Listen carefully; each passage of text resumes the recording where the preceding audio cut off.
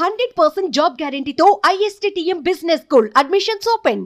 నమస్తే, welcome to Suman TV. నేను మీ సాయి. ఆంధ్రప్రదేశ్లో ముఖ్యమంత్రిగా చంద్రబాబు నాయుడు గారు ప్రమాణం చేసిన తర్వాత నుంచి ఒక కొత్త పంతాలో ఆయన పరిపాలనా దిశగా ముందుకు వెళ్తున్నారు. ఈ సందర్భంగా తీసుకుంటున్నటువంటి విధానపరమైనటువంటి నిర్ణయాలు, తాజాగా ఆయన చేస్తున్నటువంటి అంశాలు కూడా చర్చనీయాంశంగా మారాయి. తాజాగా పెన్షన్ల పెంపుకు సంబంధించి నేరుగా ఆయనే ప్రజల వద్దకు వెళ్ళి పంపిణీ చేసేటువంటి ఒక కార్యక్రమాన్ని పూనుకున్నారు. దీనికి సంబంధించి ఏపీ రాజకీయాల్లో చర్చ కొనసాగుతుంది. దీని గురించి మాట్లాడదాం. మనతో పాటు Suman TV news chief editor Keshav గారు ఉన్నారు. కేశవ్ గారు నమస్తే. నమస్తే. సో గతంలో వాలంటీర్లు ఇచ్చారు పెన్షన్లు ఇంటింటికి వెళ్ళి. ఇప్పుడు చంద్రబాబు గారే నేరుగా వెళ్ళి పెన్షన్దారులకు పెన్షన్ ఇస్తానని చెప్పేసి అంటున్నారు. సో అందరికీ ఇవ్వడానికి పాసిబుల్ అవుతుందా, లేకుంటే అలా డెమోలాగా ఇస్తున్నారా? అంటే కొంతమంది ఒకటి ఏంటంటే ఒక సిగ్నేచర్ లాంటిది అనమాట.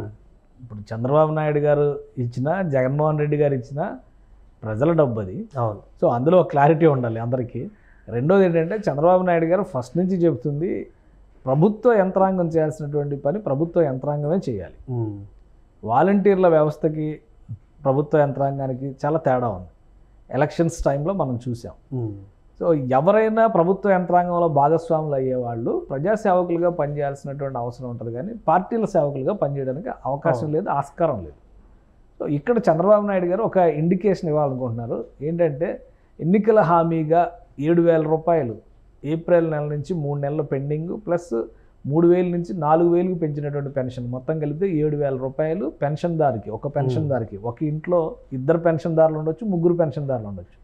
ఒకవేళ 3-4 ఉన్నారనుకోండి, 20,000, 28,000, నలుగురు ఉంటే 28,000 బల్క్ ఒకటే ఇంటికి ఒకేసారి పెన్షన్ ఇస్తున్నటువంటి సందర్భం వస్తుంది.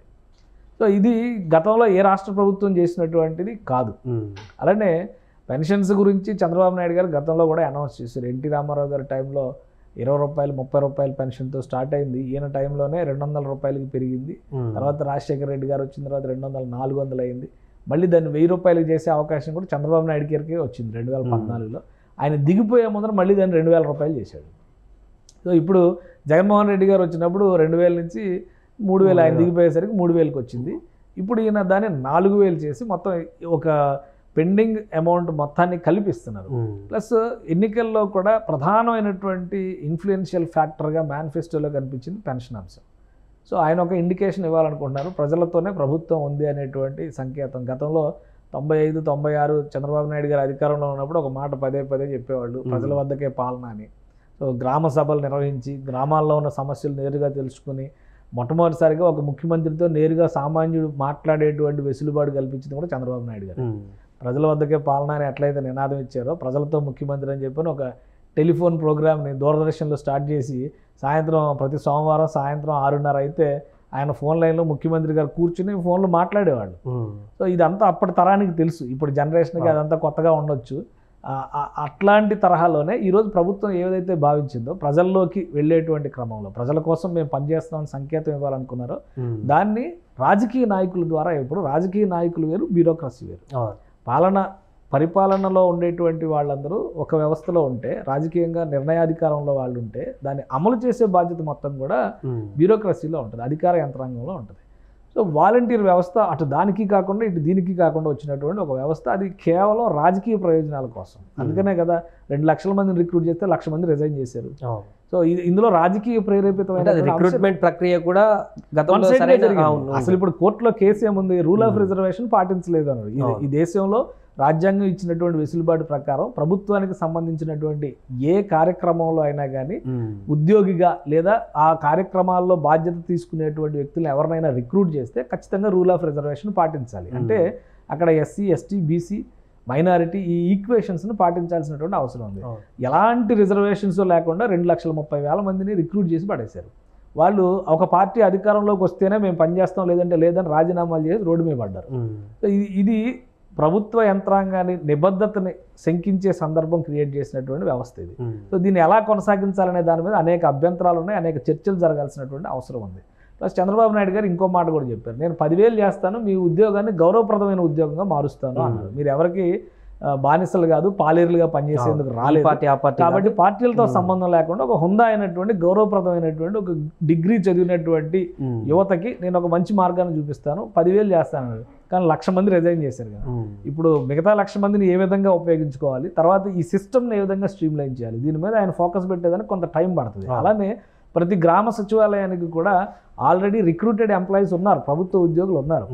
వీళ్ళు వచ్చిన తర్వాత, వాలంటీర్లు వచ్చిన తర్వాత వాళ్ళకి పని లేకుండా పోయింది, కింది స్థాయి ఉద్యోగులకి పని లేకుండా పోయింది, ఎమ్మెల్యేలకి ఎంపీలకి వాళ్ళకి కూడా పని లేకుండా, చివరికి సర్పంచులకి, గ్రామాల్లో అయితే సర్పంచులకి వార్డు మెంబర్లు కూడా పని లేకుండా పోయింది. ఇదంతా కూడా ప్రభుత్వం ఎంచుకున్నటువంటి, అంటే ప్రజాపాలన క్రమంలో రాజ్యాంగం ఇచ్చినటువంటి వెసులుబాటు ప్రకారం ప్రజలు ఎన్నుకున్నటువంటి వారధులు వీళ్ళందరూ గందరగోళ స్థితిలో పడ్డారు ఇప్పుడు. సో అవన్నీ సమీక్షలు జరిపేటువంటి క్రమంలో చంద్రబాబు నాయుడు గారు తీసుకున్నటువంటి నిర్ణయం ఏంటంటే జూలై 1వ తేదీన మొదటి పెన్షన్ ఇవ్వబోతున్నారు కాబట్టి పార్టీలతో సంబంధం లేకుండా గెలిచినటువంటి నాయకులందరూ అందులో ఇన్వాల్వ్ కామని చెప్పారు. అలానే తెలుగుదేశం పార్టీకి సంబంధించినటువంటి నాయకులందరూ కూడా పిలుపునిచ్చారు, ఇది మన ప్రభుత్వం చేస్తుంది. జనసేన పార్టీ పవన్ కళ్యాణ్ గారు కూడా పిఠాపురంలో అక్కడ ఆయన పెన్షన్స్ డిస్బర్స్మెంట్ చేయబోతున్నారు. ఇంకో పెద్ద విషయం ఏంటంటే అసలు పెన్షన్స్ రిలీజ్ చేస్తుంది ఆయన శాఖ, పంచాయతీరాజ్ శాఖ నుంచి ఎక్కువ అమౌంట్ మొత్తం అంతా కూడా, అసలు జియో కాపీ చూస్తే అర్థమైంది కదా పంచాయతీరాజ్ శాఖ రిలీజ్ చేసినటువంటిది. కాబట్టి ఆయన సొంత శాఖకు సంబంధించినటువంటి వ్యవహారం ఇది.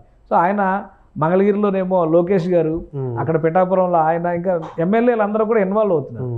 అన్ని నియోజకవర్గాల్లో ఎమ్మెల్యేలే పంచే కార్యక్రమం దాదాపు అందరూ వాళ్ళ పర్యవేక్షణలో అంతా సజావుగా సక్రమంగా జరిగేలాగా ఒక టైం కూడా 1వ తారీఖున అన్ని ఇళ్లకి బట్వాడా వెళ్ళిపోవాలి. ఒకవేళ ఏదైనా కారణాలతో అందులో అందుబాటులో లేని వాళ్ళు కనుక ఉంటే అది మరుసటి రోజుకి పెండింగ్లో పెడదాం అనేటువంటి విషయాన్ని క్లియర్గా గవర్నమెంట్ ఇన్స్ట్రక్షన్స్ ఇచ్చింది. అంటే ఓపెనింగ్ కార్యక్రమం కాబట్టి చంద్రబాబు గారు కానీ పవన్ కళ్యాణ్ గారు వీరు కొంతమందికి డిస్ట్రిబ్యూట్ చేస్తారు, మిగతా వాళ్ళందరికీ ఎవరు డిస్ట్రిబ్యూట్ చేస్తారు? మిగతా వాళ్ళందరికీ ఆల్రెడీ గైడ్ లైన్స్ క్లియర్గా ఇచ్చారు. స్థానికంగా ఉన్నటువంటి జిల్లా, గ్రామ, వార్డు సచివాలయాలకు సంబంధించినటువంటి సిబ్బంది, అందులో రిక్రూటెడ్ ఆఫీసర్స్ ఉన్నారు, అంటే కింది స్థాయిలో విలేజ్ అధికారులుగా, గ్రామ అధికారులుగా నియమితులైనటువంటి వాళ్ళు ఉన్నారు. ప్లస్ సర్పంచుల్ని వాళ్ళని కూడా భాగం చేయండి అని చెప్పనేటువంటి మాట చెప్పారు. కాబట్టి వాళ్ళ పర్యవేక్షణలో ప్రభుత్వం ఇప్పుడు ప్రతి వార్డు సచివాలయానికి ఒక ఇన్ఛార్జ్ ఆఫీసర్ ఉంటారు, ఆయన ఆధ్వర్యంలో మళ్ళీ ఒక 2 డిస్బర్స్మెంట్ చేసేటువంటి వాళ్ళు ఉంటారు, స్టాఫ్ ఉంటారు. వీళ్ళందరూ లాస్ట్ టైం మొన్నటి వరకు అదే కదా జరిగింది, ఎలక్షన్స్ టైంలో 2 నెలలు వాలంటీర్స్ని ఇన్వాల్వ్ చేయొద్దన్నప్పుడు వీళ్ళే డిస్ట్రిబ్యూట్ చేశారు. సో అది పెద్ద క్లిష్టమైంది కాదు. ఇంకా చెప్పాలంటే 5 ఏళ్ల క్రితం చంద్రబాబు నాయుడు గారు చేసింది ఏంటి, అకౌంట్లో పడిపోయాయి కదా, పొద్దున్నే బటన్ నొక్కగానే అరగంటలో అందరి అకౌంట్లో పడిపోయాయి కదా, ఎవరు వెళ్ళి తీసుకోవాలంటే వాళ్ళు తీసుకునేవాడు. సరే వృద్ధులు వీళ్ళు వెళ్ళలేరు కాబట్టి, ఇబ్బందులు అవుతాయి కాబట్టి ఇంటింటికి ఇవ్వడమే కరెక్ట్ అని చెప్పి అనుకుని చేశారు అనుకుందాం గత ప్రభుత్వం అదే ఉద్దేశం. అందుకని ఇప్పుడు వీళ్ళు కూడా ఇంటింటికి ఇద్దామని డిసైడ్ అయ్యారు. ఇక్కడ ఏంటంటే లిక్విడిటీ అనేది ఇంపార్టెంట్. ఇప్పుడు ఇన్ని దగ్గర 65 లక్షల మందికి పెన్షన్లు ఇస్తున్నారు. దగ్గర దానికి సంబంధించి సంవత్సరానికి 22,000 కోట్ల దాకా ఖర్చు అవుతుందని చెప్పి ఒక లెక్క చెప్పారు. సో ఇదంతా నగదు రూపంలో తీసుకొచ్చి మళ్ళీ చలామణిలో పెట్టడం అనేది క్లిష్టమైంది. కాబట్టి పైగా అప్పుడు జన్ ధన్ యోజన అనేటువంటి స్కీమ్ ద్వారా ఆంధ్రప్రదేశ్ ఎక్కువ బ్యాంక్ అకౌంట్లు ఓపెన్ చేసింది. వీళ్ళందరికీ కూడా బ్యాంకింగ్ కల్చర్ని అలవాటు చేసేటువంటి ప్రయత్నం చేసింది. సో అప్పుడు అది కరెక్ట్ అయి ఉండొచ్చు, ఇప్పుడు ఇదే కరెక్ట్ అనిపిస్తూ ఉండొచ్చు. అదే క్రమంలో కింది స్థాయిలో ఉన్నటువంటి అధికారులందరికీ కూడా ఇవి డిస్ట్రిబ్యూట్ చేసేటువంటి ప్రక్రియను మొదలు పెట్టాలని డిసైడ్ చేశారు. ప్రభుత్వానికి సంబంధించి కూడా ఒక ప్రతిష్టాత్మకమైనటువంటి కార్యక్రమం కాబట్టి చంద్రబాబు నాయుడు గారు మంగళగిరి ప్రాంతంలో పెనుమాక అనేటువంటి విలేజ్ ఉంది, అక్కడ అంటే ఆయన కరకట్టకు దగ్గరలో ఉండేటువంటి విలేజ్, అక్కడ ఒక కాలనీని ఏదో సెలెక్ట్ చేశారు. కొన్ని కుటుంబాలకు సంబంధించినటువంటి వాళ్ళకి నేరుగా ఆయన డిస్ట్రిబ్యూట్ చేస్తారు. పిఠాపురానికి మన పవన్ కళ్యాణ్ గారు 1వ తారీఖున వెళ్తున్నారు. అక్కడే 3 రోజులు ఉంటారు. ఆయన షెడ్యూల్ కూడా అక్కడ చాలా పకడ్బందీగా ఉంది. మొదటి రోజు ఏమో పెన్షన్స్ పంపిణీ కార్యక్రమంలో పాల్గొంటున్నారు. తర్వాత ఆయన సభ ఏదో నిర్వహిస్తున్నారు, ఒకటి వారాహి విజయ సభ నిర్వహిస్తున్నారు. తర్వాత అధికారులతో సమీక్షలు ఉన్నాయి. 2వ తేదీన పార్టీ ఎంపీలు నాయకులు వీళ్ళందరితో సమావేశాలు నడుపుతున్నారు. తర్వాత 3వ తేదీన ప్రత్యేకంగా ఆయన ఎన్నికల ప్రచారంలో ఎక్కువ ప్రచారం చేశారు. ఎన్నికల సందర్భంలో ఉప్పాడ బీచ్ మొత్తాన్ని కూడా డెవలప్ చేస్తామనేటువంటి దాని మీద కొంతమంది అధికారుల్ని ఇన్వైట్ చేశారు ఆయన. సో నేరుగా వెళ్ళి ఆ పరిసర ప్రాంతాలను పరిశీలించబోతున్నారు. సో అక్కడ టూరిజం డెవలప్మెంట్కి కానీ ఆయనదో ఒక డివోషనల్ సర్క్యూట్, టెంపుల్ సర్క్యూట్ అని చెప్పని కొంత ప్రచారం చేశారు ఎన్నికల సమయంలో. వాటిపైన వర్కౌట్ చేయడం మొదలుపెట్టారు పవన్ కళ్యాణ్ గారు. 2-3 తారీఖుల్లో ఆ సమావేశాలు ఉన్నాయి. సో అందుకని వీళ్ళు అధికారంలోకి వచ్చింది కాబట్టి నిదానంగా తాపీగా ఆలోచించేద్దాం అనేటువంటి ప్రయత్నం కాకుండా ఇమీడియట్గా యాక్షన్లోకి దిగారు. దానికి అనుగుణంగానే చంద్రబాబు నాయుడు గారు పదే ఆయన ఒక మాట చెప్తారు, నేను రాష్ట్రానికి మొదటి కూలీని అని చెప్తా ఉంటారు చంద్రబాబు నాయుడు గారు. అమరావతి నిర్మాణంలో కానీ పోలవరం విషయంలో కానీ అదే మాట చెప్తా ఉంటారు. సో ఇప్పుడు ఆయన మొదటి సేవకుడు అనుకున్నట్టుగా ఆయన అక్కడ మొదలు పెడుతున్నారు. 2వ సేవకుడుగా పవన్ కళ్యాణ్ గారు మొదలు పెడుతున్నారు. మిగతా మంత్రులందరూ కూడా వాళ్ళ నియోజకవర్గాల్లో ఇన్వాల్వ్ కాబోతున్నారు ఇందులో. ఇప్పుడు మొత్తం చంద్రబాబు గారు సీఎం అయిన తర్వాత చేసినటువంటి 5 సంతకాల్లో మొదటిది ఈ ఫస్ట్తో ఒకటి కంప్లీట్ అయిపోతుంది. ఇక మిగతా 4 ఎప్పటి వరకు పూర్తి అయ్యేటువంటి అవకాశం ఉంది? ఆల్రెడీ ఫస్ట్ సంతకానికి సంబంధించి డిఎస్సి నోటిఫికేషన్ రెడీ అయిపోయింది. 30వ తారీఖు అంటున్నారు, బహుశా 30న కానీ జూలై 1న కానీ అది కూడా రిలీజ్ అయిపోతుంది. ఎందుకంటే దాని మీద కూడా 16,000 టీచర్ పోస్టులు భర్తీ చేస్తున్నారు. ప్లస్ టెట్కి డిఎస్సికి కాన్ఫ్లిక్ట్ రాకుండా టెట్ ద్వారా వచ్చే వాళ్ళకి కూడా సపరేట్ నోటిఫికేషన్, డైరెక్ట్ డిఎస్సి రిక్రూటీస్కి ఒక నోటిఫికేషన్, 2 నోటిఫికేషన్ రిలీజ్ చేసేటువంటి పనిలో అధికార యంత్రాంగం తలమునకలై ఉంది.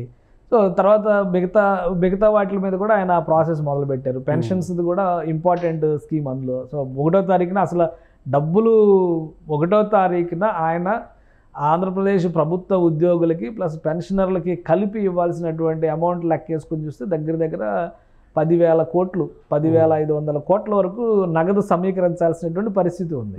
సో ఇప్పుడు ఆయన ధైర్యంగా పెన్షన్స్కి ఇంత అనౌన్స్మెంట్ చేసి, ఇంత గ్రౌండ్ వర్క్ చేసి, ఇంత ప్లాన్ చేశారంటే ఎంప్లాయీస్కి సంబంధించినటువంటి శాలరీస్ మీద కూడా వర్కౌట్ చేశారు. శాలరీస్ సంబంధించి ఎలక్షన్స్ పనిలో అదనపు పని చేసినందుకు బోనస్ అనౌన్స్ చేశారు కదా.